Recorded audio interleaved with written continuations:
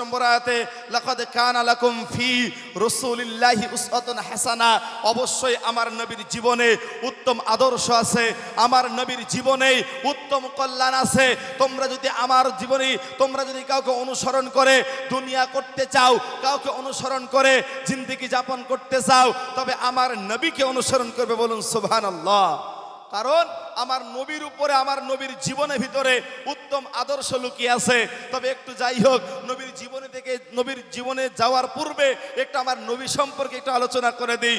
বলুন তো, আমার নবী এই গোটা পৃথিবীর জন্য ওয়ামা আরসালনাকা ইল্লা রাহমাতাল লিল আলামিন, এই গোটা পৃথিবীর জন্য আমার নবী রহমত স্বরূপ। বলুন সুবহানাল্লাহ। কি স্বরূপ? রহমত স্বরূপ। কে? আমার নবী। আমার নবী দুনিয়াতে রহমত। সাহাবারা জিজ্ঞেস করল, আল্লাহর নবী আপনিও কি বেঈমানদের জন্য রহমত নাকি? নবী বললেন, অবশ্যই আমি মুহাম্মদ একজন বেঈমান কাফের, তার জন্য দুনিয়াতে রহমত। এই কারণে যে আমার নবী বলেন আমার জন্য বেঈমানরা দুনিয়াতে আযাব থেকে বেঁচে যায়, ওই জন্য আমি দুনিয়াতে রহমত স্বরূপ এসেছি। আজকে মানে ভাবতে গেলে অবাক লাগে, বড় বড় মনীষীদের জীবনী আপনি পড়ে দেখবেন, শুধু মুসলমান কেন, আমার নবীর প্রশংসা অন্য অন্য ধর্ম অবলম্বন যারা মানুষ আছে, অন্য যারা ধর্ম পালন করেছে, তারাও আমার নবীর প্রশংসা করেছে। জোরে বলুন সুবহানাল্লাহ। একটা ছোট্ট ঘটনা বলি আপনাদেরকে। একটা যে আমেরিকার বুকে বড় একটা লেখক, যার নাম হলো তার নাম একটা বই লিখেছেন তিনি, দ্য 100। কি বললাম বইয়ের নাম? দ্য 100। এই কথাটা হলো বইয়ের ভিতরে 100টা মনীষীর জীবনী উল্লেখ করেছেন। কয়টা মনীষীর জীবনী? তো এই সেম হার্ট এই বইটা লিখেছেন তিনি, একটা খ্রিস্টান। তো এই যে ওই বইটার ভিতরে 100টা মনীষীর জীবনী উল্লেখ করেছেন। কয়টা জীবনী উল্লেখ করেছেন? 100টা মনীষীর জীবনী উল্লেখ করেছেন। তাই এই সেম হার্টকে জিজ্ঞেস করা হলো যে আপনি সর্বপ্রথম বইয়ে কার নাম দিয়ে শুরু করেছেন? সর্বপ্রথম যে বইটার নাম তিনি এই বইটা শুরু করেছেন আমাদের নবী মুহাম্মদের নাম দিয়ে। জোরে বলুন সুবহানাল্লাহ। আরো জোরে বলুন সুবহানাল্লাহ। তাকে খ্রিস্টান পাদ্রীরা জিজ্ঞেস করলো, আমাদের নবী মানে আমাদের যারা ধর্ম নেতা ছিল যিশু, আরো ছিল উজাইর, আরো ছিল দেবদেবতার নাম, সবার নাম আপনি উল্লেখ করেছেন, তবে আপনি মুহাম্মদের নামটা সর্বপ্রথম সেই বইয়ের ভিতরে উল্লেখ করেননি কেন? তখন দা মাইকেল এই সার্ট বলল, আমি সমস্ত মানুষের জীবনী পড়েছি, আমি পড়েছি রামায়ণের জীবনী, আমি পড়েছি গীতা পড়েছে ওই ব্যক্তির কথা। তিনি বললেন, আমি ত্রিপিটক পড়েছি, গীতা পড়েছি, জিন্দাবস্তব পড়েছি, বাইবেল পড়েছি, যত ধর্ম অবলম্বী জিনিস আছে, যত ধর্মগ্রন্থ আছে, সমস্ত ধর্মগ্রন্থ আমি পড়েছি। আমি মহাত্মা গান্ধীর জীবনী পড়েছি, নেতাজি সুভাষচন্দ্র বসুর জীবনী পড়েছি, যিশুর জীবনী পড়েছি, সমস্ত মনীষীর জীবনী আমি পড়ে দেখলাম কারো না কারোর জীবনে ভুল আছে, কিন্তু মুহাম্মদের জীবনে কোনো ভুল নাই। জোরে বলে লিল্লাহি তাকবীর। মুহাম্মদের জীবনে কোনো ভুল নেই। এটা হলো আমাদের নবী। কাদের নবী? আমাদের নবী। ওই নবীর জীবন আদর্শ কি ছিল দুনিয়াতে বাস্তবায়ন। আর আমরা দুনিয়াতে বাস্তবায়ন কাদের করি? আল্লাহ নবী সাল্লাল্লাহু আলাইহি ওয়াসাল্লাম, তিনার জীবনী অনেক করুণ দশা, বা আপনারা জানেন রাসূলুল্লাহর জীবন হলো অনেক করুণ। আল্লাহর নবীর জীবন, নবী সাল্লাল্লাহু আলাইহি ওয়াসাল্লাম মক্কার বুকে 570 খ্রিস্টাব্দে, কত খ্রিস্টাব্দে বললাম? 570 খ্রিস্টাব্দে মক্কায় জন্মগ্রহণ করেছেন। কোথায় জন্মগ্রহণ করেছেন? মক্কাতে আল্লাহর নবী। কত খ্রিস্টাব্দে? 570। রাসূলুল্লাহ সাল্লাল্লাহু আলাইহি ওয়াসাল্লাম, তিনার আব্বার নাম হলো আব্দুল্লাহ। তিনার আব্বার নাম কি? আব্দুল্লাহ। মায়ের নাম আমিনা, দাদার নাম হচ্ছে আব্দুল মুত্তালিব, নবীর বংশের নাম হচ্ছে কোরাইশ। এইরকম করে যদি বলতে লাগি একবার আদম আলাইহিস সালামের বংশ পর্যন্ত মিলে যাবে। বলুন সুবহানাল্লাহ। আজকে একটা কিতাবের ভিতর থেকে আলোচনা করব। কিতাবের নাম হচ্ছে রাহিকুল মাখতুম। শুনেছেন? রাহিকুল মাখতুম। আল্লামা শফিউর রহমান মুবারকপুরী রাহিমাহুল্লাহ তিনি লিখেছেন কিতাবটা। তো এই কিতাবের ভিতরে কোনো ভুল নেই, আলহামদুলিল্লাহ। এই কিতাবটা ভুল নেই কথাটা বলা যাবে না, তবে এই কিতাবটা তিনি এক পর্যায়ে তিনি একটা গোটা বিশ্ব থেকে বলেছিল যে মুহাম্মদ সাল্লাল্লাহু আলাইহি ওয়াসাল্লামের প্রতি, সিরাতের প্রতি একটা গ্রন্থ লিখো। তো আল্লামা শফিউর রহমান মুবারকপুরী উত্তরপ্রদেশে তেনার বাড়ি, বই লিখেছিল। বিশ্বের ভিতরে নবীজির জীবনে 1 নম্বরে যে এই গ্রন্থটা পেয়েছে তার হচ্ছে রাহিকুল মাখতুম। এই বই থেকে আপনাদের সামনে আলোচনা করব, আরও অনেক বিস্তারিত আছে। তারপরে আপনাদেরকে এগিয়ে নিয়ে যাই। বলুন তো, আল্লাহর নবীর জন্ম কোথায়? কোথায়? মক্কায় কত খ্রিস্টাব্দে? 570 খ্রিস্টাব্দে।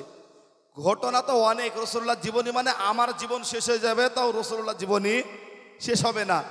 জ্ঞানের মাধ্যমে কিছু কথা বলি যে আল্লাহর নবী যে যুগটাতে জন্মগ্রহণ করেছিলেন সেই যুগটাতে বলা হয় আইয়ামে জাহিলিয়াত। কি যুগ? আইয়ামে জাহিলিয়াত, যেখানে কোনো পাপাচার, এমন কোনো পাপাচার ছিল না, সেই যুগে হতো না। সমস্ত পাপাচার ওই যুগে হয়েছে, সমস্ত পাপাচার ওই যুগে হয়েছে। ওর জন্য নাম দিয়েছিল কি, যে জাহিলিয়াতের জামান। আপনারা শুনেননি তো? নবীজি আসার পূর্বেকার ওইটা, ঈসা নবী আসার পর, ঈসা নবী দুনিয়া থেকে চলে যাওয়ার প্রায় 400 থেকে 450 বছর কোনো নবী দুনিয়াতে এসেছিল না। এই যুগটা বর্বরতার যুগ ছিল, এই যুগটা জাহেলের যুগ ছিল, এই যুগটা মূর্খর যুগ ছিল। এই যুগের ভিতরে আল্লাহ পাক রব্বুল আলামিন তো কোরআন মাজিদের ভিতরে বলেন, আমি আল্লাহ রব্বুল আলামিন, আমি আল্লাহ রব্বুল আলামিন কদ আজাকুম মিনাল্লাহি নূরু ওয়া কিতাবুম মুবিন। আমি আল্লাহ পাক একটা কিতাব দান করলাম, এই কিতাবটা নবীর উপরে দান করলাম, কিতাবটা রাসূলুল্লাহর উপরে নাজিল করলাম। অতএব এই কিতাবের উপরে আল্লাহ পাক রাসূলুল্লাহ চরিত্র গঠন করেছেন। তো যাই হোক, আমার নবী যখন দুনিয়াতে আসলেন, দুনিয়াতে ভূমিষ্ঠ হলেন কোথায়? মক্কাতে। কোথায়? মক্কাতে আল্লাহর নবী যখন আসলেন, আসার পর মক্কার আবহাওয়া ভালো না, মক্কার আবহাওয়া ভালো না, মক্কার ভিতরে বালুকণা মিশ্রিত, মক্কার ভিতরে নিঃশ্বাস নেওয়ার কোনো একটা সেই পর্যন্ত নেই। মক্কার অবস্থা বড় কঠিন, মক্কার অবস্থা বড়ই খারাপ। ওইখানে বাচ্চারা মানুষ হতে পারতো না, ওইখানে বাচ্চারা মানুষ হতে অনেক কষ্ট হতো। তাই বলে তারা মক্কার যতগুলা মানুষ ছিল, মক্কার যতগুলা বাচ্চা হতো, ওই বাচ্চাগুলাকে মক্কা থেকে প্রায় 1 থেকে 150 কিলোমিটার দূরত্বে একটা গ্রাম আছে, ওই গ্রামের নাম হচ্ছে তায়েফ। নাম কি? তায়েফ। ওই তায়েফ নামক গ্রামে মক্কার অধিবাসীরা মক্কার বাচ্চাগুলাকে মানুষ করতে দিত। কোথায়? ওই তায়েফে। বলুন তো, আমার নবী কি বাপকে দেখেছে? হ্যাঁ, আল্লাহ রাসূল বাপকে দেখেনি। যখন আল্লাহর নবী আমিনার মায়ের পেটে ছিলেন, তখন তার আব্বা দুনিয়া থেকে বিদায়। নাম কি বললাম? আব্দুল্লাহ। তো রাসূলুল্লাহ জন্মের পর থেকে ইতিম। তো ওই যে তাইফ থেকে কিছু দাসী আসতো আল্লাহর নবীকে, মানে তাইফ থেকে দাসী আসতো, মক্কার বুকে সন্তান নিবে, তারা মানুষ করবে সন্তানগুলাকে, তার বিনিময়ে কিছু টাকা বা পারিশ্রমিক পাবে। এর বিনিময়ে ওইটা তাদের কাজ ছিল, ওইটা তাদের কি ছিল? কাজ ছিল। তো তাইফ থেকে অনেকগুলা দাসী ভ্রমণ করলেন, তার ভিতরে একটা দাসী হলো, নাম হচ্ছে, আপনারা অবশ্যই জানেন, বলুন তো রাসূলুল্লাহ দুধ আম্মার নাম কি? হালিমাতুস সাদিয়া রাদিয়াল্লাহু আনহা। এই হালিমাতুস সাদিয়া তিনিও রওনা দিলেন মক্কার উদ্দেশ্যে। মক্কার উদ্দেশ্যে রওনা যখন দিবে, তো হালিমার যে চড়ার যে বাহনটা ছিল অতি দুর্বল, ওই বাহনটা চলতে পারতো না ভালো করে, গরিব মানুষ, অসহায় মানুষ। দেখুন আমার নবী, আয়াতটা পড়েছি, ওমা আরসালনাকা ইল্লা রাহমাতাল লিল আলামিন। আমার নবী হলো দুনিয়াতে আদর্শবান নবী। আমার আল্লাহ দুনিয়াতে নবীকে রহমত স্বরূপ পাঠিয়েছেন। আমার নবী কি রহমতের নবী ছিলেন। আল্লাহর নবী সাল্লাল্লাহু আলাইহি ওয়াসাল্লাম মায়ের বুকে আছে, তখন রাসূলুল্লাহ ছোট কয়েকদিনকার বাচ্চা। এইদিকে হালিমাতুস সাদিয়া চলে গেলেন কোথায়? তো মক্কার উদ্দেশ্যে এই রওনা দিয়ে দিলেন। হালিমার সাথে আরো অনেক দাসী গেল, তারা আগে আগে চলে যে মক্কায় তারা পৌঁছে গেল। ওই হালিমাকে পেছন ফেলে তারা আগে পৌঁছানোর পর অনেকগুলা জিনিস, অনেকগুলা তারা সন্তান, বড় বড় বাপের সন্তানগুলাকে নিয়ে তারা রওনা দিলেন কোথায়? আবার তাইফে। এবার হালিমাতুস সাদিয়া আস্তে আস্তে আস্তে আস্তে যাচ্ছেন। ইতিমধ্যে হঠাৎ করে আল্লাহ নবী সাল্লাল্লাহু আলাইহি ওয়াসাল্লামের মা আমিনা বাচ্চাকে নিয়ে এরকম করে রাস্তার উপরে দাঁড়িয়ে আছে। সবাই জিজ্ঞেস করে, বাচ্চার বাবার নাম কি, বাবা কি কাজ করে? তখন আমিনা চোখের পানি ফেলে বলে, এই বাচ্চার আব্বা দুনিয়াতে বেঁচে নেই, এই বাচ্চার আব্বা দুনিয়াতে নেই। এতিম কথা শুনে নবীকে আমার কেউ নিল না। এতিম কথা শুনে আল্লাহর নবীকে যখন কেউ নিল না, সর্বশেষ হালিমা সবার শেষে পৌঁছিয়েছে মক্কাতে। মক্কা যখন সমস্ত অলিতে গলিতে ঘুরলো, ঘোরার পর দেখছে যে একটাও বাচ্চা নেই, সবাই বড় বড় লোকের ঘরের সন্তানগুলোকে নিয়ে চলে গেছে। হালিমার স্বামী বলল যে আমি এখন কি করব? তখন বলতেছে যে ওই গ্রামে একটা জায়গায় ওই কাবার প্রান্তে একটা ঘর আছে, ওই ঘরের একটা যে মণ্ডল আছে ওর নাম হচ্ছে আব্দুল মুত্তালিব। ওই আব্দুল মুত্তালিবের বলে একটা বাচ্চা আছে, মানে লাতি আছে, ওই বাচ্চাটাকে যদি আমরা নিতে পারি অবশ্যই ভালো হবে। হালিমাতুস সাদিয়া বলেন শুনলাম নাকি ওই বাচ্চাটার বলে বাবা দুনিয়াতে বেঁচে নেই, অতএব ওকে কেউ আমরা গ্রহণ করিনি আর ওকে কেউ নেয়নি, তাহলে আমরা এখন কি করব? এই কথা বলার পর হালিমাতুস সাদিয়া আল্লাহর নবীর সামনে যখনই আসলেন, আসার পর মুহাম্মদ সাল্লাল্লাহু আলাইহি ওয়াসাল্লাম তিনি ছোট, এখনো তিনি নবী হয়নি, উনি তো বাচ্চা মানুষ। এইবারে হালিমাতুস সাদিয়া বলেন আমি মুহাম্মাদের দিকে তাকালাম, তাকানোর পর যেন আমার কি একটা অন্তরের টান শুরু হয়ে গেল। আমি মনে মনে ভাবলাম মনে হয় এই বাচ্চাটা যেন আমার কাছে আসলে আমার দিলটা ঠান্ডা হয়, আমার হৃদয়টা যেন একটা প্রশান্তি পায়। এই কথা বলে হালিমা বলেন ও আমিনা তোমার এই সন্তানের পরিচয় আমাকে একটু বলো।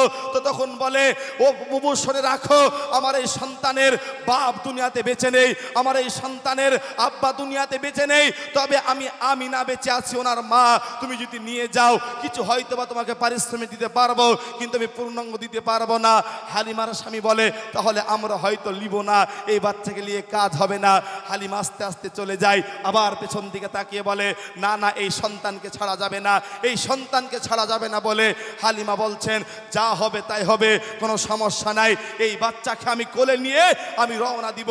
তাই করে আমিনার কাছ থেকে হালিমা তখন বাচ্চাটাকে নিয়ে আসলেন। নিয়ে আসার পর যখনই তিনি ওই ছোয়ারির উপরে উঠেছে, ওই দুর্বল তিনার একটা গাধা অথবা এই গাধার উপরে যখন তিনি চলেছে, ওই দুর্বল গাধাটা আল্লাহর রহমতে সবল হয়ে গেছে, বলুন সুবহানাল্লাহ। যারা রওনা দিয়েছিল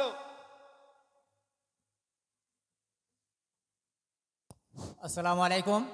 এই যারা জালসার ভলেন্টিয়ার আছো তোমাদের সকলকে এই অফিসে ডাকছে, যারা জালসার ভলেন্টিয়ার আছো সকলকে অফিসে ডাকছে, তোমরা সেখানে হাজির হয়ে যাও। এইবারে আল্লাহর নবীকে যখনই গাধার উপরে চড়িয়েছে আর চড়ানোর পর ওই দুর্বল গাধা যেন সবল হয়ে সবার আগে পৌঁছে গেল। হালিমা বলেন আমার বাড়িতে একটা বকরি ছিল, যে বকরির বাচ্চার দুধ হতো না, ওই বকরির বাচ্চার উলানে কোনো দুধ ছিল না। আমার স্বামী যখন একটা বালতি অথবা কোনো কিছু নিয়ে দুধ দহন করতে দেখলাম, সাথে সাথে আমি দেখলাম যে ওই দুধের বালতি হঠাৎ করে যেন পুড়ে গেল, হঠাৎ করে বালতি পুড়ে যেন আমার ঘরে যেন একটা শান্তি অনুভব হলো। আল্লাহ বলছেন ওয়ামা আরসালনাকা ইল্লা রাহমাতাল লিল আলামিন, গোটা জগতের উপরে আমার নবীকে রহমত করে প্রেরণ করেছি। রহমত নবীর উপর আস্তে আস্তে শুরু হচ্ছে। হালিমা মনে মনে ভাবে এই সন্তান মনে হয় অনেক বড় সন্তান হবে, আমার বাড়িতে এই সন্তান, আমার ভাগ্য মনে হয় খুলে যাবে। আস্তে আস্তে আল্লাহর নবী বড় হতে শুরু করলেন। বড় হতে হতে একদিন যায়, দুদিন যায়, 3 দিন যায়, এরকম করতে করতে আল্লাহ রাসূল সাল্লাল্লাহু আলাইহি ওয়াসাল্লাম আস্তে আস্তে বড় হতে শুরু করলেন। হালিমার অনেক সন্তান ছিল, তারা ওই আরো সন্তানগুলা একটু যাচ্ছিল, তারা ছাগল চরানোর উদ্দেশ্যে মাঠে ঘাটে যেত। তো হালিমার কাছে একদিন বায়না ধরলো, মা আমার এই ভাই মোহাম্মদকে আমাদের সঙ্গে দিলে অনেক ভালো হয়, আমার এই ভাইকে একটু আমাদের সঙ্গে দিলে অনেকটা ভালো হয়। এই কথা বলার পর সঙ্গে সঙ্গে হালিমা বলেন না বেটা, আমার বড় ভয় হয়, এই মোহাম্মদকে যদি তোমাদের সাথে দিই আর মোহাম্মদের যদি কোনো ক্ষতি হয়ে যায়, আমি ওই মোহাম্মদের মায়ের কাছে কি জবাব দিব, এটা আমার খারাপ হয়। এই কথা শোনার পর সাথে সাথে তখন হালিমাতুস সাদিয়ার আরো বেটাগণ বলল যে তবে তাই হলো যে একদিন আমার এই ভাই মোহাম্মদকে আমরা মাঠে নিয়ে যাব। মাঠে নিয়ে গেল ছাগল চরানোর উদ্দেশ্যে। আল্লাহর নবী ছাগল চরাতে শুরু করলেন। আল্লাহ রাসূলের বয়স তখন প্রায় 3 থেকে 4 বছর। কয় বছর? 3 থেকে 4 বছর বয়স আল্লাহর নবীজির। এই অবস্থায় সমস্ত মানুষেরা ছেলেপিলে খেলাধুলা করে। হঠাৎ করে আসমান থেকে যেন কি একটা মানুষও মনে হচ্ছে না, অন্য একটা যেন জীব এরকম করে নেমে আসলো। নেমে আসার পর আল্লাহর নবীকে ওই ছোট্ট বালক মোহাম্মদকে জমিনের উপরে শুইয়ে দিলেন। এই বাক্য ছোট ছোট বাচ্চাগুলা দেখলো। দেখার পর ছুটতে ছুটতে হালিমার কাছে চলে যেয়ে বলছেন, মা একটা ভয়ঙ্কর একটা জিনিস দেখলাম। বলে কি দেখেছো? বলে আমি দেখলাম যে আমার ভাই মোহাম্মদকে কোনো একজন ব্যক্তি এসে তিনাকে জমিনের উপরে শুইয়ে দিয়ে এই পর্যন্ত ফেড়ে তিনার এই কলিজা কলিজাখানা বের করে জমজমের পানিতে ধুইয়ে আবার তেনাকে যেন পুড়ে দিল। একে সেনা চেক বলা হয়। আল্লাহ নবীর জীবনে প্রায় 2 থেকে 3 বার হয়েছে। ওর জন্য রাসূলুল্লাহ হাদিসের ভিতরে বলেন, প্রতিটি আদম সন্তানের উপরে একটা করে শয়তান থাকে, প্রতিটি আদম সন্তানের উপরে একটা করে শয়তান থাকে। সাহাবারা জিজ্ঞেস করল, আল্লাহর নবী আপনার কাছে কি সেই শয়তান আছে নাকি? নবী বললেন, আমার কাছেও শয়তান ছিল, তবে শয়তানকে আমি মুসলমান বানিয়ে নিয়েছি। বলুন সুবহানাল্লাহ। আল্লাহর নবীর আস্তে আস্তে পরীক্ষা শুরু হতে লাগলো। ইতিমধ্যে আমিনা বলেন, হালিমা বলেন, আমি আর এই সন্তানকে রাখতে পারবো না আমার কাছে। হঠাৎ করে একদিন প্রায় 6 বছর পর অথবা 4 বছরের ভিতরে হালিমাতুস সাদিয়া আমিনার কাছে ফেরত দিয়ে আসলেন। কাকে? তো মুহাম্মদকে ফেরত দিয়ে আসার পর হালিমা যখন আমিনার কাছে দিয়ে আসলেন, দিয়ে আসার পর আল্লাহর নবী সাল্লাল্লাহু আলাইহি ওয়াসাল্লাম মায়ের কাছে থাকলেন। কোথায়? মায়ের কাছে থাকলেন। প্রতিটা মানুষ, সমস্ত বাচ্চারা খেলাধুলা করার পর সন্ধ্যা হয়, বাপে ডেকে নিয়ে যায় যে আমার সন্তান কোথায় আছো, এদিকে আসো। কিন্তু আল্লাহর নবীকে কেউ ডাক দেয় না। বলুন, রাসূলুল্লাহর কি বাপ ছিল দুনিয়াতে? আল্লাহর নবীর বাপ ছিল না, অতএব রাসূলুল্লাহকে কেউ ডাক দেয় না। একদিন আমিনার কাছে এসে বলছে, মা, সবাই আব্বা বলে ডাক দেয়, আমারও তো মনে চাই যে একটু আব্বা বলে ডাকবো, 6 বছরের সন্তান। তখন বলে, বাবা, তোমার জীবন বড় করুণ দশা, তোমার আব্বা দুনিয়াতে নেই, তোমার আব্বা দুনিয়াতে বেঁচে নেই। একটা কথা এইখান থেকে বলে যাই, ও রাউতবাটির যুবক ভাই, তোমার আব্বা নেই, তোমার মা নেই, তুমি ভাববে তোমার পেছন থেকে দোয়া করার মানুষটাও নেই। যখন তুমি বাড়ি থেকে বেরিয়ে চলে যেতা, তোমার আব্বার তোমার মা 2 চোখের পানি ঝরঝর করে পড়ত, আর এই বেটার নামে দোয়া করত, বাপ মা বেঁচে থাকলে বাপ মায়ের সেবা যত্ন করবে, এর বিনিময়ে জান্নাত পাবা। আল্লাহর নবী তখন বললেন, মা, আমার বড় ইচ্ছা হয়, আমার বড় ইচ্ছা জাগে যে আমি একটু আমার আব্বার কবরখানা দেখব। আমিনা যে বলেন যে আমিনা তার শ্বশুরকে যে বলছেন যে বাবা, যে আমার এই যে আমার ছোট বাচ্চাটা আব্বা আব্বা করে বড় কাতর হয়ে পড়েছে, তো আমার মনে বড় সাধ যে একটু হয়তোবা ওর আব্বার কবরটা দেখিয়ে আসলে ওর মনটা শান্তি পেত। তো এইবার আব্দুল মুত্তালিব বললেন, ঠিক আছে মা। উম্মে আইমান একজন দাসীকে ডাকার পর ওনাকে পাঠিয়ে দিল বাপের কবর দেখতে। কোথায় যাবে? তো একটা আবু ওয়াবা নামক স্থান, মক্কা থেকে একটু অনেকটা দূরে। যখন চলে গেলেন, চলে যাওয়ার পর আল্লাহর নবী যখন মায়ের ওই বাপের কবরের পাশে যাবে, আমিনা তখন একটা গাছের ছায়া তলে বসে আছে। আমিনা তখন উম্মে আইমানকে হালকা করে ডেকে বলেন, উম্মে আইমান, আমার দিকে একবার এসো, আমার যেন আমার শরীরটা ভালো ঠেকছে না। উম্মে আইমান পানি দেয়, তখন বলে, না না না, আমার গায়ে পানি দিও না, মুহাম্মদ পানি পানি করবে, কষ্ট পাবে। আমার মন বলছে আমি আর হয়তোবা দুনিয়াতে বাঁচবো না, একটু আমার বেটা মুহাম্মদকে ডাক দাও। আল্লাহর নবীকে ডেকে বলছেন, বেটা, তুমি একটু তোমার মায়ের সামনে আসো। মায়ের সামনে যখনই আসলেন, আল্লাহর নবীর দিকে তাকায়, আর আমিনা চোখের পানিতে ঝরঝর করে বুকটা ভাসিয়ে বলে, বেটা, তোমার বাপের আদর তুমি জীবনেও পাওনি, মনে হয় যেন আমি আর এই দুনিয়াতে থাকবো না বাপ। আমি তোমাকে দিতে পারলাম না ভালোবাসা, আদর, স্নেহ, মায়া, মমতা, আমার পক্ষে দেওয়া সম্ভব হলো না বাপ, তুমি আমার সামনে আসো। ওই হালাতে আমিনা দুনিয়া থেকে বিদায় গ্রহণ করে চলে গেলেন। আল্লাহর নবী দুনিয়াতে এতিম হয়ে গেলেন, দুনিয়াতে এতিম হয়ে গেলেন। ওর জন্যই তো এতিমের সর্দার আমার নবী। আল্লাহর নবী এতিম। আল্লাহ রসুল যখন আসলেন, বাড়িতে আসার পর তারা দাদা আব্দুল মুত্তালিব রাসূলুল্লাহর চোখের দিকে তাকায়, আর ঝরঝর করে রাসূলুল্লাহর দিকে তাকিয়ে মুহাম্মদের দিকে পানি পড়ে চোখের আব্দুল মুত্তালিবের। আহারে, আমার এই বেটাকে, আমার এই ভাতিজাকে কে গ্রহণ করবে, আমার এই ভাতিজাকে কে নিবে, এই কথা বলে আর চোখের পানি ঝরঝর করে পড়ে যায়। এই রকম করে বলতে গেলে আল্লাহ রসুলের জীবন দশায় অনেক ঘটনা উল্লেখ করা যাবে, অনেক সময় অতিবাহিত হয়ে যাবে।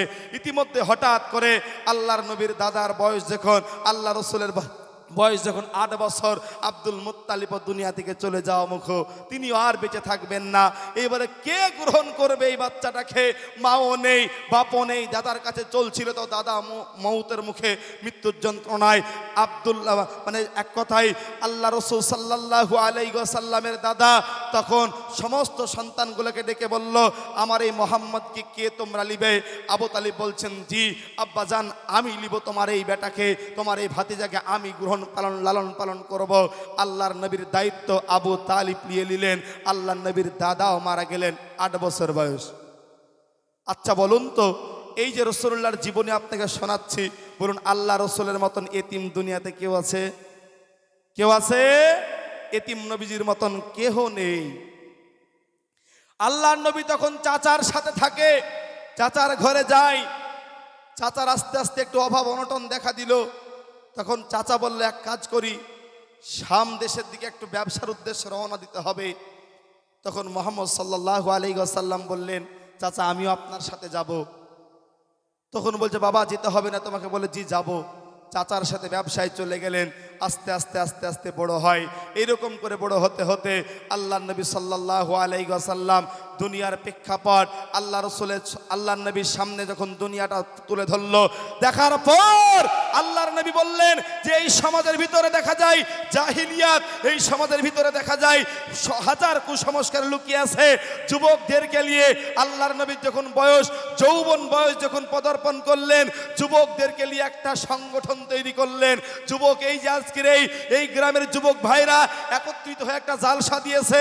এই ভাইরা পারতক এইখানে গান দিতে পারতক না, কিন্তু তারা দেয়নি। তারা ধর্মীয় সভার অনুষ্ঠান করেছে। আমি দোয়া করি যেন বছর বছর এর চেয়েও ভালো মাপে দিতে পারে, বলুন আমিন। এইবার আল্লাহর নবী যুবকদেরকে নিয়ে একটা দল তৈরি করলেন, একটা সংগঠন তৈরি করলেন। ওই দলের নাম ছিল হিলফুল ফজল। এই হিলফুল ফজল দলটা তৈরি করে আল্লাহর নবীর এই হিলফুল ফজলের কয়েকটা উদ্দেশ্য ছিল। 1 নম্বর উদ্দেশ্য ছিল, এই দুনিয়ার ভিতরে, এই দুনিয়ার আল্লাহর জমিনের উপরে কোনো মানুষ অসহায় থাকবে, আমরা তার পাশে দাঁড়াবো। কোনো মানুষ মাল নিয়ে যাবে, চোরেরা লুণ্ঠন করে নিয়ে পালাবে, এটা হতে দেওয়া যাবে না। সমাজের ভিতরে খারাপ কাজ করা যাবে না। এই রকম করে প্রতিজ্ঞাবদ্ধ যখন হয়ে গেলেন, ওই দলটা তৈরি করলো। আজ আমি এই ভাইদেরকে বলতে চাই, তোমরা যদি এক হয়ে যাও, তোমরা যদি সংগঠন ওই রকম করে আল্লাহর নবীর জীবন থেকে আদর্শ নিতে পারো, যদি মনে করো এই সমাজের বুকে একটা গান বাজবে না, খুশি হবে না, এই গ্রামের বুকে বিবাহতে গান বাজবে না, মুসলমান সমাজের বুকে হাজারো সমস্যা তৈরি হয়েছে, তার ভিতরে গোটা দুনিয়াতে একটা মুসলমান জন্ম থেকে কবরে যাওয়া পর্যন্ত গোটা জিন্দেগিটাই তার হারামের উপরে পদার্পণ করেন। মুসলমান যুবক যদি এক হয়ে বলে সমাজের বুকে কোনো বিবাহ বাড়িতে গান বাজবে না, সমাজের বুকে এই যে জানুয়ারি মাস আসলে ডিজে বাজিয়ে তারা পিকনিক করে, ইয়ে চলবে না। সমাজের বুকে যদি যুবকরা এক হয়ে যদি বলে, মৌলভী সাহেব আজকে থেকে আমরা 5 ওয়াক্ত সালাত আদায় করি, যারা বেনামাজি এদের জানাজা আপনি পড়বেন না, যারা টাকায় পণলে বিবাহ করে এদের বিবাহতে যাবেন না। এই রকম যদি যুবক তৈরি হয়, বলুন তো সমাজ পরিবর্তন হবে কি হবে না? জোরে বলুন, হবে কি হবে না? হবে না? অবশ্যই সমাজের হবে। নওজোয়ান, তোমার হাতেই ভবিষ্যৎ তুলে দিতে হবে। নবীজির মতন আদর্শ তৈরি করতে হবে। আল্লাহর নবীর যে আদর্শ ছিল, দুনিয়ার ভিতরে আল্লাহর দ্বীন কায়েম করতে হবে, এটাই হলো মূল আদর্শ। আল্লাহর নবী দুনিয়ার সমাজের মানুষকে বললেন, এই মক্কার যুবকেরা, আমি মুহাম্মদ এখনো নবী হইনি, আমি মুহাম্মদ একটা সাধারণ মানুষ, তোমাদের মতন একজন মানুষ। অতএব তুমি মনে রাখবে, আমি মুহাম্মদ সাল্লাল্লাহু আলাইহি ওয়াসাল্লাম তোমাদেরকে নিয়ে যে দলটা তৈরি করলাম, এই দলের মূল উদ্দেশ্যই ছিল মানুষের কল্যাণ। আল্লাহ পাক এটাই বলেছে যে ওমান আহসানু কাওলাম মিন দাই, ওমান আহসানু কাওলাম মিম্মান দাই ইলাল্লাহ। সবচেয়ে ওই ব্যক্তি ভালো যে ব্যক্তি মানুষকে আল্লাহর পথে আহ্বান করে আর তিনি নিজেকে মুসলমান দাবি করে। আল্লাহ পাক বলেছেন, কুনতুম খায়রা উম্মতি উখরিজাত লিন-নাস, তোমরাই হলে মানব কুলের ভিতরে শ্রেষ্ঠ। কারণ কি জানো? তোমাদের ভিতরে দুখানা গুণ, এক তা'মুরুনা বিল মারুফ ওয়া তানহাউনা আনিল মুনকার, তোমরা সৎ কাজের আদেশ করবে আর নিষেধ কাজ থেকে বাধা দিবে। বুঝতে পারলেন কিছু কথা? আল্লাহ রাসূলের যৌবনকালে একটা দল তৈরি করলেন, এই দলের নাম কি? হিলফুল ফজল। এই দল তৈরি করলেন। আচ্ছা, এই গ্রামে কি যুবক ভাই নাই? আমি একটা পরীক্ষা করতে চাই, এই গ্রামের মূল কয়টা মানুষ আছেন? হাত তোলেন একটু, এই গ্রামের হাত তোলেন। যাক, আল্লাহ রহম করুক, আমিন। তো এই যুবক ভাইদেরকে আমি বলবো যে রাসূলুল্লাহর জীবনের আদর্শ থেকে তুমি গ্রহণ করবে যে আল্লাহর নবীর জীবনীতে যে কি আদর্শ আল্লাহ রাসূল সাল্লাল্লাহু আলাইহি ওয়াসাল্লামের ছিল। আল্লাহর নবীর এই চরিত্র দেখে মক্কার কাফেররা নবীকে একটা টাইটেল দিয়েছে, উপাধি দিয়েছিল, নাম হচ্ছে আল আমিন। কি উপাধি দিয়েছিল বাপ? আল আমিন, মানে সত্যবাদী। আল্লাহর নবীর কিন্তু রাসূলুল্লাহর যৌবনকালে কোনো দুশমন ছিল না। বেঈমানরা আল্লাহর নবী সেই জামানায় অ্যাকাউন্ট বইছিল আল্লাহর নবী কিরকম বেঈমানরা আল্লাহর নবীকে টাকা আমানত দিয়ে যেত যে মোহাম্মদ তোমাকে 10 টাকা দিয়ে গেলাম, 50 টাকা দিয়ে গেলাম, 5000 টাকা দিয়ে গেলাম, এই টাকাটা আমি যখন চাইবো তখন তোমার সঙ্গে নিব। আল্লাহ রসুল বলেন ঠিক আছে। সেই জামানায় অ্যাকাউন্ট বই আল্লাহ রসুল ছিলেন। তো রসুলের উত্তম চরিত্র দেখে বেঈমানরা বলল তুমি হচ্ছে আল আমিন, সত্যবাদী। কি বলল? আল আমিন, সত্যবাদী। আল্লাহ নবী সাল্লাল্লাহু আলাইহি ওয়াসাল্লাম দিন যায় রাত যায়, গোটা পৃথিবীর মানুষ দেখুন কি জিনিস আল্লাহ রসুল। আল্লাহ পাক দুনিয়াতে তিনাকে কি করে আদর্শওয়ালা মানুষ তৈরি করলেন, দুনিয়াতে এতিম করে বানালেন তিনাকে। এতিম করার পর জীবনটা আস্তে আস্তে আস্তে আস্তে হতে শুরু করলো। রসুল্লাহর বয়স যখন 25 বছর হয়ে গেল, কত বছর? 25 বছর। বলুন তো কাজ করার দরকার আছে না নাই? যুবক মানুষ বসে থাকার কোনো ইসলামে বিধান নেই, বসে থাকার আইন ইসলামে নেই। আজকে আপনাদেরকে বলি অনেক ফ্রি ফায়ার গেম খেলে, এরকম যুবক আছে না নাই সমাজে? ঘন্টার পর ঘন্টা ফ্রি ফায়ার গেম খেলে। মা বলছে বাবা তোর আব্বা সকালবেলায় মাঠে গিয়েছে, খাবারটা নিয়ে যেত বাপ, যাচ্ছি বলে বেলা 11টার সময় ঘর থেকে বেরোয়। এইরকম কিছু যুবক আছে না নাই? এরা যুবক না, এদের অন্তরটা প্যারালাইসিস হয়েছে। জোরে বলো কি হয়েছে? প্যারালাইসিসের রোগী। অতএব দেখলে মনে হয় মানুষ, আসলে হাকিকাতে এরা মানুষ নয়। মানুষের চামড়া থাকলে মানুষ বলা যায় না, অতএব মানুষত্ব বোধ থাকলে তাকে মানুষ বলা যায়। অতএব একটা মানুষ মানুষ হতে গেলে রাসূলুল্লাহর আদর্শ গ্রহণ করতে হবে। আল্লাহর নবীর বয়স যখন 25 হয়ে গেল, আবু তালেবের মনে মনে একটা চিন্তা যে ভাতিজার একটা তো কাজের দরকার আছে না নাই? কাজের দরকার আছে না নাই? কাজের একটা প্রয়োজন। আমার নবীকে একটা কাজে যদি আমি না গিয়ে দিতে পারি, মনটা শান্তি পাবে। আল্লাহ নবী সাল্লাল্লাহু আলাইহি ওয়াসাল্লামের কাজের খোঁজে কাজের খোঁজ করতে করতে রওনা দিলেন খাদিজা রাদিয়াল্লাহু আনহার বাড়িতে। আবু তালিব গেলেন কার বাড়িতে? খাদিজার বাড়িতে। খাদিজা কে ছিল? সেই সময় সব থেকে ধনাত্মক ব্যক্তির নাম হলো খাদিজা। খাদিজা তো খাদিজা অনেক বড় মহিলা, বড় জ্ঞানী মহিলা ছিল। এই প্যান্ডেলের ভিতরে মহিলা আছে না, এরাই তো সেই খাদিজার উত্তরসূরিরা, মা বোনেরা।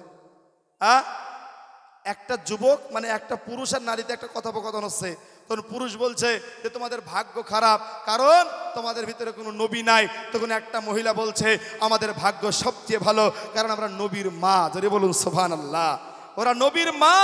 অতএব খাদিজা রাদিয়াল্লাহু আনহার মতন উত্তরসূরি ওরা।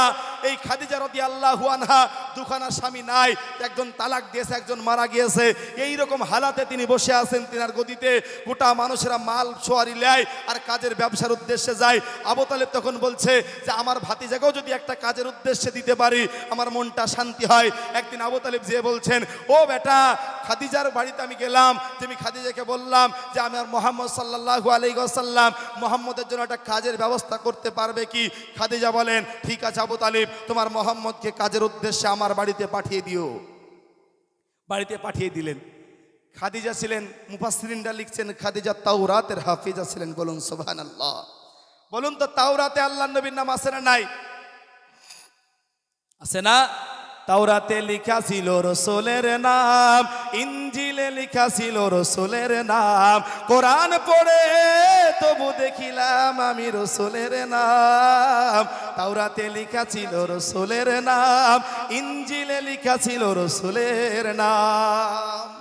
খাদিজা বলেন মুহাম্মদ দুনিয়াতে একটা নবী হবে, অতএব মুহাম্মদ মানুষটা কে তার পরিচয় আমাকে জানতে হবে। ঠিক আছে, খাদিজার বাড়িতে আল্লাহর নবী হাজির। খাদিজা একবার তাওরাতের দিকে দেখে আর নবীজির দিকে দেখে আর বলে কি ব্যাপার? তাওরাত বলছে মানুষটা এইরকম হবে, তাওরাত বলছে এরকম তার আকার ইঙ্গিত হবে, মনে হচ্ছে এই মানুষটার সাথে কিছু মিল আছে। একটা বাংলায় কথা আছে, বাপ স্বর্ণকার যে হয় সোনা এমনিতেই চিনে, চিনে না? আর এই কুকুরে ওই পায়খানায় চিনবে, তার কিচ্ছু চিনবে না। যদি মানুষ হয় তো মানুষ চিনতে ভুল করে না। তো খাদিজা বলেন আমার মনে একটা আকাঙ্ক্ষা জাগলো, এই মানুষটা কি সেই নবী মুহাম্মদ? তো ঠিক আছে, যাই হোক, কাজের উদ্দেশ্যে ব্যবসার উদ্দেশ্যে দিব। তবে খাদিজা একটু বিরাট জ্ঞানী ছিল। তখন বলে যে আমি এই খাদিজা, আমি সবার সামনে এমনি মালপতি দিয়ে আমি ছেড়ে দিলাম, তবে আমার এই মুহাম্মদের সাথে একটা গোলাম দিব। ওই গোলামকে জিজ্ঞেস করব, বলো তো এই মানুষটা কি কি এর ভিতরে গুণ পেয়েছো? ওই গোলামটার নাম ছিল মাইসারা। গোলামের নাম কি বললাম? মাইসারা এই গোলামকে দিয়ে দিল, বলছে মাইসারা তুমি আমার এই মুহাম্মদের কাছে যাবে, তো দেখবে এর ভিতরে কি কি গুণ আছে, আমাকে যে খুলে খুলে আস্তে আস্তে বর্ণনা করে বলবে। মাইসারা বলেন ঠিক আছে, খাদিজার সঙ্গে গেল, যার পর এইবারে আস্তে আস্তে রওনা দিল। হঠাৎ করে শামদেমক দেশে পৌঁছে গেছে, একজন পাদ্রীর সাথে দেখা। তখন বলছে তোমার বাড়ি কোথায়? পরিচয়টা হওয়ার পর পাদ্রী বলে এই মুহাম্মদ তুমি এইখান থেকে বাড়ি ফিরে যাও, কারণ তাওরাত বলছে তোমার বড় ভয়াবহ ক্ষতি আছে সামনে, তোমার বিপদ আছে, তুমি আর সামনে এগায়ো না। এই কথা বলে সঙ্গে সঙ্গে খাদিজা রাদিয়াল্লাহু আনহার সেই গোলাম মাইসারা বলেন আমি ওইখান থেকে ফিরে আসলাম। কোথায়? তো মক্কার উদ্দেশ্যে চলে আসলাম। আসার পর খাদিজা কিন্তু বারবার করে তাকায়, কোথায় তাকায়? ওই দেশের দিকে তাকায় যে মুহাম্মদ কবে আমার বাড়ির সামনে আসবে।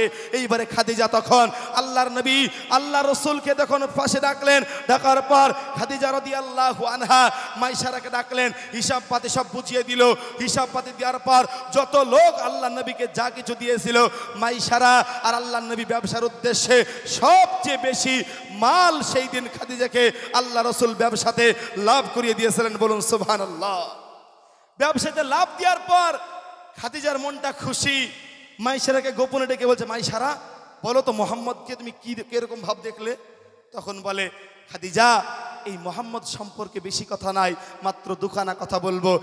এক, খাদিজা এই লোকটার মতন মানুষ, মানে এই মানুষটার মতন মানুষ এই পৃথিবীতে আল্লাহর জমিনে দ্বিতীয়টা নাই। জোরে বলুন, আর তো জোরে বলুন। অতএব খাদিজা বলেন যে এই লোকটার মতন মানুষ, মাইসারা বলেন এই মানুষটার মতন মানুষ দুনিয়াতে নেই। এই কথা বলার সঙ্গে সঙ্গে বলেন খাদিজা তখন ডাক দিয়ে বলে আর কি দেখলা? তখন বলে কি জানেন? ওই খাদিজা আমি এই মোহাম্মদ সম্পর্কে আর একটা কথা তোমাকে বলবো। আমি যত দূর তার সাথে ঘুরলাম, আমি এই দেশ থেকে শাম দেশে আমি গেলাম, আর আমি যাওয়ার পর আমি দেখলাম ওই খাদিজা রাদিয়াল্লাহু আনহাকে বলতেছে, মাইসারা বলেন আমি দেখতে পেলাম যে মুহাম্মাদের মাথার উপরে আসমানের এক টুকরা মেঘ ছায়া করে সব সময় ঘুরে বেড়ায়। খাদিজা বলেন আমার অন্তরে পেচান ছিল, আস্তে আস্তে সব কমপ্লিট হয়ে গেল। মনে মনে ভাবলাম এই লোকটাকে ছাড়া যাবে না। তখন খাদিজার বয়স ছিল 40। কত বছর? 40। আর আমার নবীর বয়স কত বললাম? 25। এইবারে দেখুন আপনার আমার বাজান বলেছে 7টা 10-এ শেষ। কয়টা? আর মাত্র হাতে 5টা মিনিট টাইম। কয় মিনিট টাইম? 5 minute time. তো 5 মিনিটের ভিতরে আলহামদুলিল্লাহ সময়কে কেন্দ্র করে আলোচনা শেষ করে দিব। আল্লাহ নবীর জীবনটা আদর্শটা আস্তে আস্তে নিয়ে যাচ্ছিলাম। এক পর্যায়ে ভিড়াতাম আল্লাহ রসুলের জীবনীতে, কেটে কেটে বললাম। আল্লাহ রসুলের বিবাহ হওয়ার পর আল্লাহ নবীর উপরে কোরআন নাজিল হলো। কি নাজিল হলো জোরে বলো? কোরআন নাজিল হলো। কোথায়? হীরা পর্বতে কোরআনটা নাজিল হওয়ার পর আল্লাহ বললেন মুহাম্মদ আর বাড়িতে বসে থাকা যাবে না, বেরিয়ে যাও দিনের দাওয়াতের জন্য। দিনের দাওয়াতের জন্য। এইবারে দিনের দাওয়াত দিতে গেলেন আল্লাহ নবী। আল্লাহ রসুলের উপরে নির্যাতন নিপীড়ন চলতে চলতে আল্লাহ রসুলকে এক পর্যায়ে রসুল্লাহ 53 বছর বয়সে মক্কা থেকে আল্লাহ রসুলকে তাড়িয়ে মদিনায় পাঠিয়ে দিল। কোথায়? মদিনাতে পাঠিয়ে দিল। আল্লাহ রসুল আবার যখন মদিনা থেকে মক্কা জয় করলেন, জয় করে যখন মক্কার উদ্দেশ্যে পৌঁছালেন, কাবা শরীফের ভিতরে আল্লাহ নবী ঢুকলেন। ঢুকার পর দেখলেন ছবি মূর্তিগুলো আছে। কি আছে জোরে বলো? ছবি মূর্তি টাঙ্গানো আছে।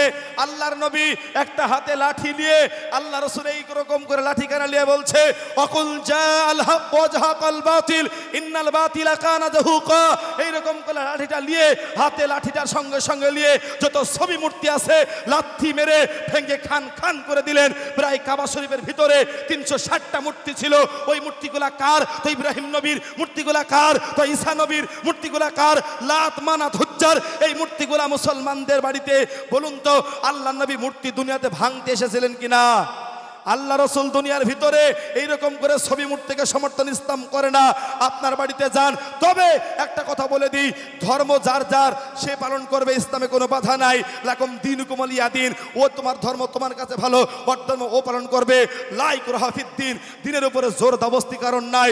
আল্লাহ নবী মক্কা বিজয়ের দিন বলেছিলেন, এ মক্কার লোকেরা, আমাকে যারা মেরে মক্কা থেকে মদিনায় পাঠিয়ে দিয়েছো, যারা আমি মুহাম্মদকে মেরেছো, যারা আমি মুহাম্মদকে যারা গালাগালি করেছো, আমি মুহাম্মদ তোমাকে ঘোষণা করে দিলাম, আমি মুহাম্মদ সকলকে মাফ করে দিলাম। বলুন সুবহানাল্লাহ। আল্লাহ নবী প্রতিশোধ নিলেন না, ওই চরিত্র আল্লাহ রসুলের। বলুন তো আমরা মুসলমান এই দুনিয়াতে মূর্তির মতন শিরকের মতন জঘন্য পাপ আমরা করতে পারিনি। শিরকের মতন পাপ বলতে গেলে ছোট্ট করে আপনাকে বোঝাই, শিরক সম্পর্কে কয়েকটা মিনিট কথা বলে আলোচনার দিকে যাব। বলুন তো আমাদের শিরক সম্পর্কে গোটা সমাজের আনাচে কানাচে শিরকের মতন জঘন্য পাপ, মানে জঘন্য পাপ ঘুষে পড়েছে। যেমন আপনাকে উদাহরণ দিলে বুঝতে পারবেন, আমাদের দিকে প্রচলন আছে রবিবারের দিন বাঁশ কাটতে হয় না। এদিকে কথা হয় নাকি? আছে নাকি? রবিবারের দিন বাঁশ কাটতে হয় না, এই কথা বললে শিরিক হয়। আবার বলে ডাক্তার ভালো তাই রুগী বেঁচে গেল, এই কথা বললে শিরিক হয়। সন্ধ্যাবেলা টাকা দিতে হয় না, এই কথা বললে শিরিক হয়। সকালবেলা টাকা দিতে হয় না, এই কথা বললে শিরিক হয়। জন্মদিবস পালন করা শিরিক, মৃত দিবস পালন করা শিরিক। আবার বলে যে নৌকার মাঝি ভালো তাই নৌকা বেঁচে গেল। সামনে দিয়ে চলতে চলতে একটা বিড়াল চলে গেল, তখন ওই বিড়ালটা যাওয়ার পর বলছেন দাঁড়িয়ে যা, বিড়াল যাওয়া মানে অমঙ্গল হবে। এই কুমঙ্গল অমঙ্গল ইসলামে কোনো নীতি নাই। এইরকম করে যদি কেউ আদর্শ গ্রহণ করে অবশ্যই এটা হারাম শিরকের ভিতরে পড়বে। আল্লাহর নবী বলেছেন, মান আল্লাকা তামিমাতান ফাকাদ আশরাকা বিল্লাহ, যে ব্যক্তি আল্লাহর সাথে শিরিক করবে, কোনো কিছু ঝোলাবে, সে ব্যক্তি আল্লাহর সাথে শিরিক করবে। হাতে এই যে বালা পরে যুবকরা, ব্রেসলেট পরে, পায়ে কার পরে, তাবিজ পরে, গলায় কার পরে, এইগুলা পরা যাবে না। যদি কারোর হাতে তাবিজ থাকে, বালা থাকে, কার থাকে, এই তাবিজ বালা কার এখন ছিঁড়ে লাথি মেরে পুঁতে ফেলতে হবে। বাচ্চার কপালে টিপ দেওয়া যাবে না। মা বোনদেরকে বলছি, মা বোনেরা এই হাজার শিরিক সম্পর্কে আছে, আল্লাহ যদি কোনোদিন লে আসে এই শিরিক সম্পর্কে আলোচনা করব। আজ আলোচনা করলাম আমার নবীর জীবনীতে। বলুন তো আল্লাহ নবীর মূল জীবনের উদ্দেশ্য এইটাই ছিল যে দুনিয়াতে লা ইলাহা ইল্লাল্লাহ, আল্লাহ নবীর মূল উদ্দেশ্যই ছিল দুনিয়ার ভিতরে তাওহীদকে প্রতিষ্ঠিত করবে, তাওহীদকে আল্লাহর দ্বীনকে দুনিয়াতে কায়েম করতে হবে। আর আল্লাহর দ্বীনকে কায়েম করতে গেলে এটাই ছিল মূল উদ্দেশ্য। যুবক ভাই, 10টা যুবক ভাই এই ময়দানে খাড়া হয়ে যাও। আমি রাকিবুল তোমাদের সামনে কথা দিয়ে গেলাম, তুমি যেদিন ডাকবে আমাকে, যে কোন অবশ্যই ডাকবে, আমরা সেই অবস্থায় তোমাদের সামনে দিনে দাওয়াত করে যাব। ফ্রিতে, টাকা পয়সার কোনো প্রয়োজন নেই, তেল খরচ পর্যন্ত নিব না। যখন তোমরা ডাক দিবা, আমার এই বাপকে বলা আছে আপনার ওই জায়গাতে আপনি আমাকে যখন ডাক দিবেন, আমরা নয় আরো আজকে যে আমাদের হাক্কানি সাহেব আসবে ওনাদেরকেও নিয়ে তোমাদের গ্রাম মঞ্চে এইরকম করে জায়গা করে দিব। দিনের দাওয়াত দুয়ারে সরকার মমতা বন্দ্যোপাধ্যায় চালু করেছে, আমরাও চালু করেছি দুয়ারে দাওয়াত প্রকল্প। অতএব এমন একটা মুসলমান বাড়ি বাদ যাবে না, ইনশাল্লাহ দাওয়াত দিয়েই যাব। জীবনে যতদিন হায়াত থাকবে, গায়ে রক্ত যতদিন বেঁচে থাকবে, ওই দিন পর্যন্ত দিনের দাওয়াতি কাজ করেই যাব সকালবেলা ইনশাল্লাহ। কথা বুঝে আসতো তো ইনশাল্লাহ? অতএব ঘোরতর একটা জিনিস খেয়াল রাখবেন, মুসলমান কোনো বাতিলের সামনে মাথা নত করতে পারে না। আচ্ছা, এই পর্যন্ত আলোচনা করলাম, আপনারা কি বিরক্ত হয়েছেন আব্বা? হ্যাঁ, হান্নি তো ইনশাল্লাহ? আল্লাহ কবুল করো, সকলে আল্লাহুম্মা আমিন। আমার সময় শেষ, সভাপতির সিদ্ধান্ত চূড়ান্ত। অতএব আপনাদেরকে আর বিরক্ত করব না।